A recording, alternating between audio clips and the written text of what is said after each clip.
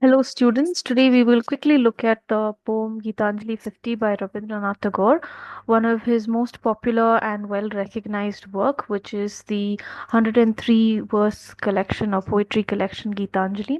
It is a deeply spiritual poem that looks at the connection between man and God, but also between man and nature and man and himself. Right. So Rabindranath Tagore, I think most of us are already familiar with the great works and the brilliance of the writer and poet, right? And he is, of course, a Bengali poet, a short story writer, song composer, playwright, or an artist, etc. And much of his work has contributed tremendously to the social development of our society. Somebody who comes from a space of privilege but uses that privilege in order to give back to society, especially by becoming a voice or a medium through which the underprivileged and the voiceless are represented. And this is truly a radical stance to take, given the fact that in the 1900s, for him to become the voice for the lower caste, for women, etc., it takes immense courage, awareness, and empathy. And Tagore continues to inspire and marvel writers even today. And in fact, a lot of his writings, a lot of his ways of thinking, ideologies, all of it were much ahead of its time. In fact, sadly, I would say that Tagore is all the more relevant in today's given time, where we've become a lot more closed off, a lot more narrow-minded, rigid in our ways of thinking. I think Tagore stands as an epitome of, or rather becomes an important example for change, for the constant revolution within oneself and against society. So again, a brilliant writer, a brilliant thinker, philosopher, etc. Right, and he's credited for introducing colloquial language into Bengali literature. This again is a very important aspect because literature, religion, spirituality, etc., all of these were essentially monopolized by upper caste men. But here you have Tagore that deliberately uses colloquial language in order to make literature, poetry, art accessible to all. And I think we discussed in many classes how art is significant for revolution, for change, for growth. And so through his writings, he makes sure that art is accessible to all, that beauty is accessible to all. Right, and he again is one of the first. Non-European to win the Nobel Prize for Literature in the year 1913 for, of course, his seminal work Gitanjali, which we will be taking up today. And 1915, he was also given one of the most honorary recognitions by the British Empire, where he was knighted. But in 1919, he returned his knightship as a form of protest against the British Empire for the Jallianwala Bagh incident.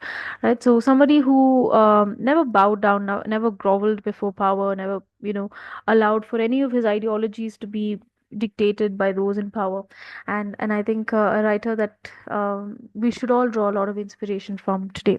Right, so we'll quickly move on to Gitanjali. Right, now Gitanjali roughly translates to a song of offering, right, where Anjali means offerings and Gita is song.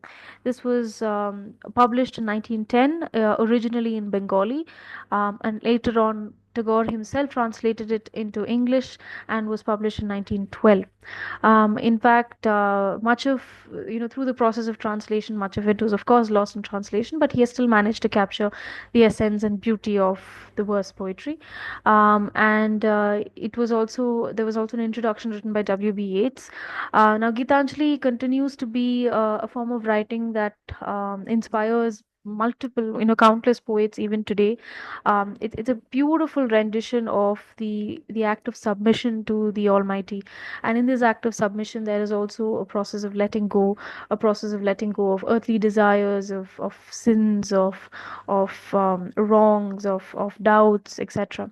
And you need to understand that while Gitanjali is deeply rooted in the idea of faith, the idea of spirituality, it is not rooted in any religion, and that's a very important aspect to the poetry.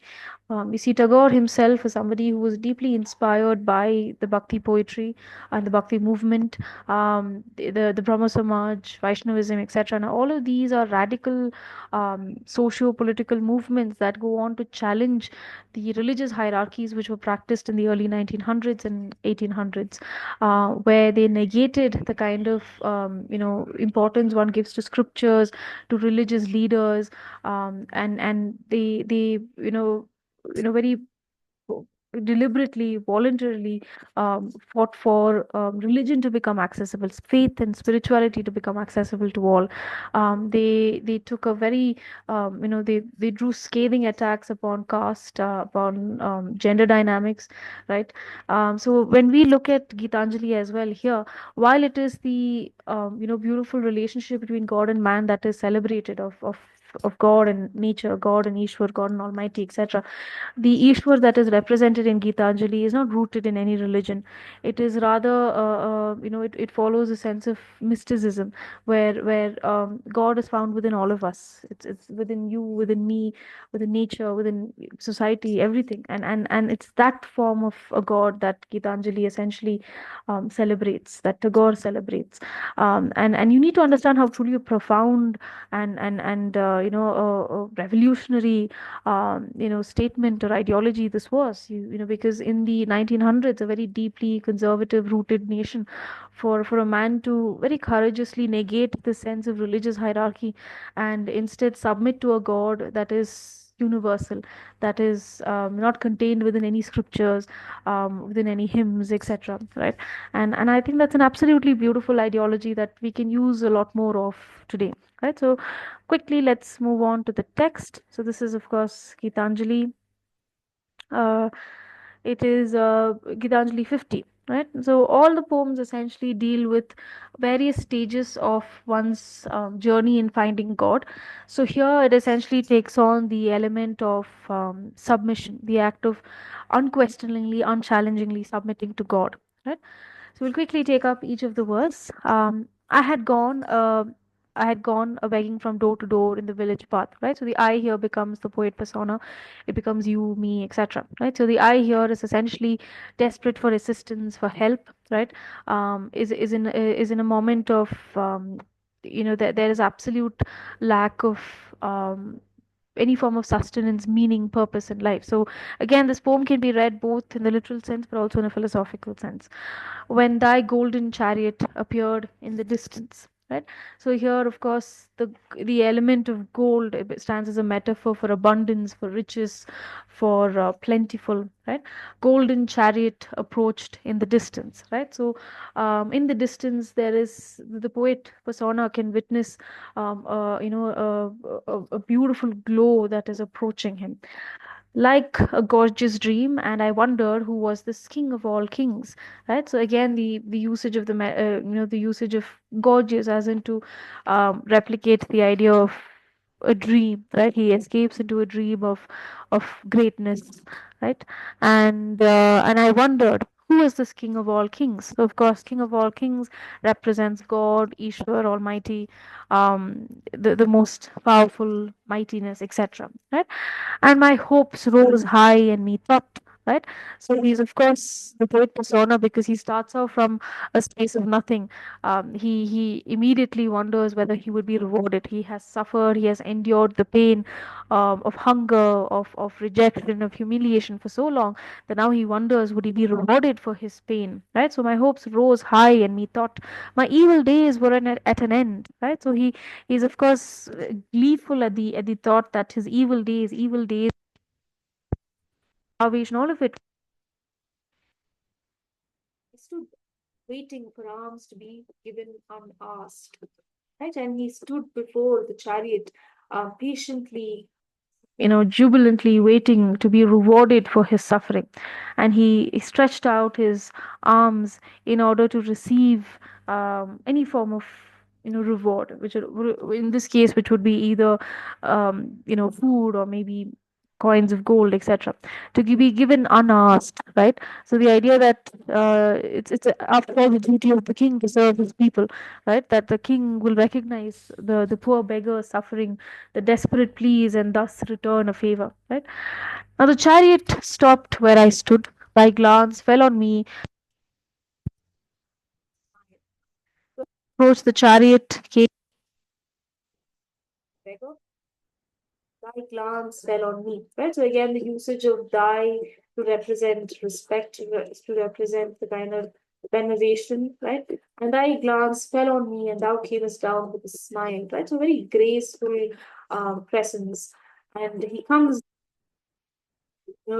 stands before the beggar with a gentle, welcoming smile. And of course, all of these so far, it essentially paints the idea that the beggar would be rewarded.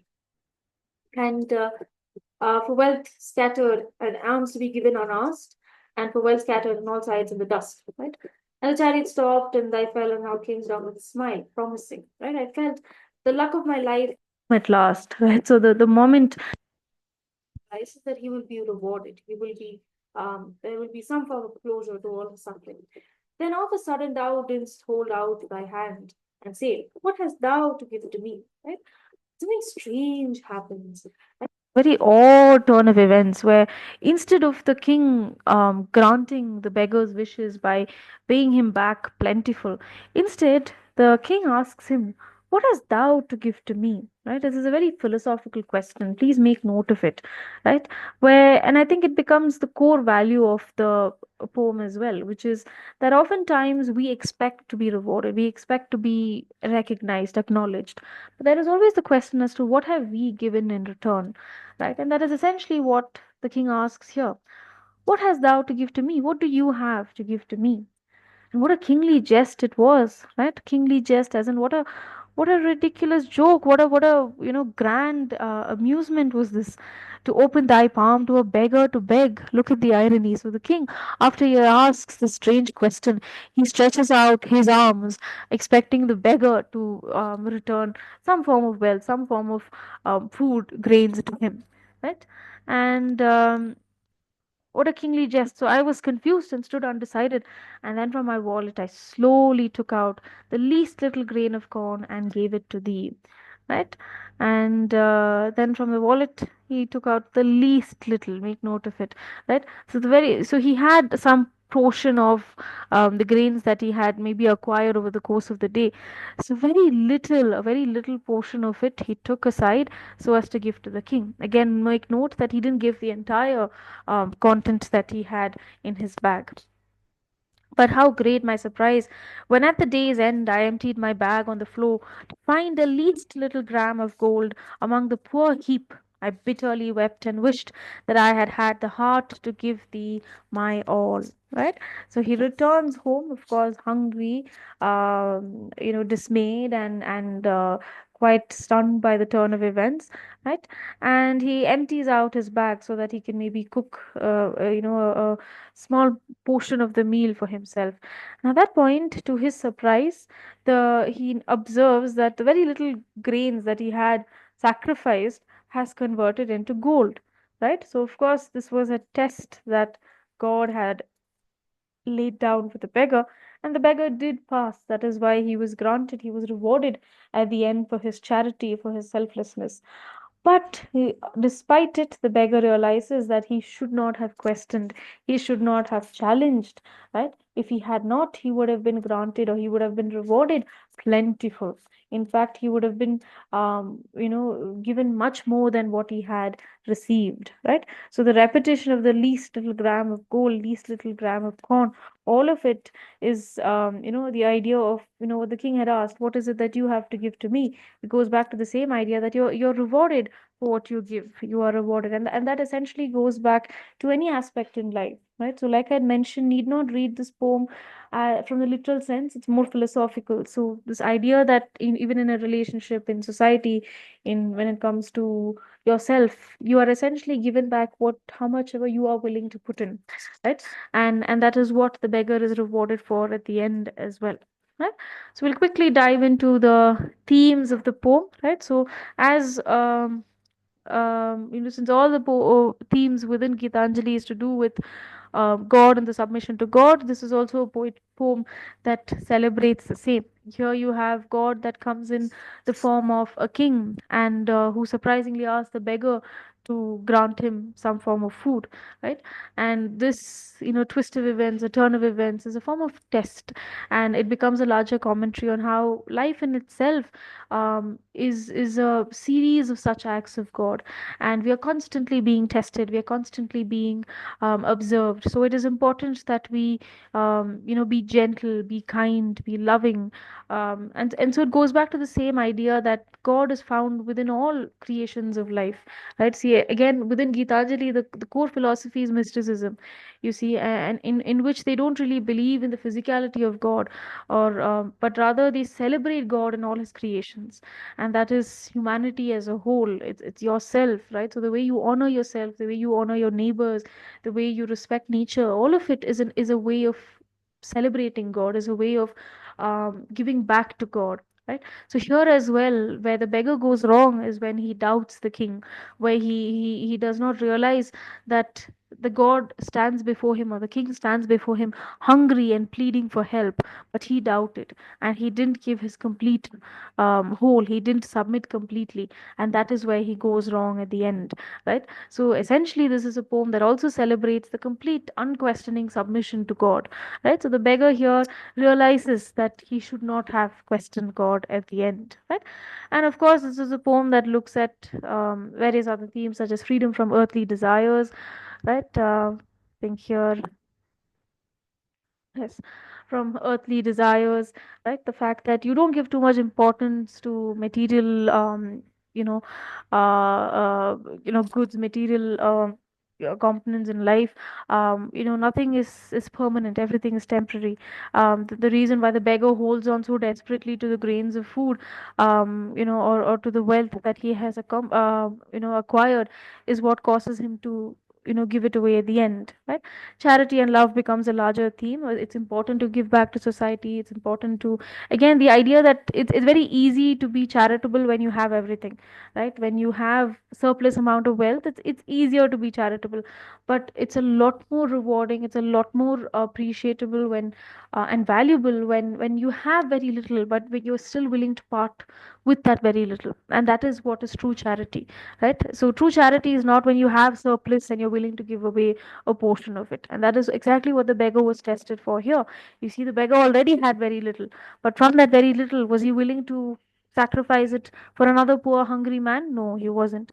Right? So the idea of charity and love, to respect others, to be charitable to others, to be selfless to others, and that is where the core value of spirituality, of faith lies. That is where the essence of God lies. Right? The oneness of all men. Right? That there's God within all of us, God around, every any act of kindness, any act of service, charity, there is God there, and that is how you can honor God, right? And the complete submission to God. So these would be the core themes of the poem, right? So like I mentioned, it has a more philosophical question which is weaved into the idea of God and man, but it could also become the question as to what is it that you can give me. It becomes a larger question in life as a whole. You see, especially in relationships, when things go sour, we ask, what is it that you've done for me? But the larger question is, what have I done in this relationship? Or again, when it comes to self growth, we constantly expect to be rewarded, but there is always a question, what is it that we have done in order to be rewarded, right? So this question that the king asks, of what is it that you have to give to me, becomes a very important question that resonates much throughout our life, right? So that would become the core themes of the poem. And it's again a beautiful rendition of faith, of spirituality, and for essentially the love towards God and towards oneself. Right? With that, we will conclude the poem.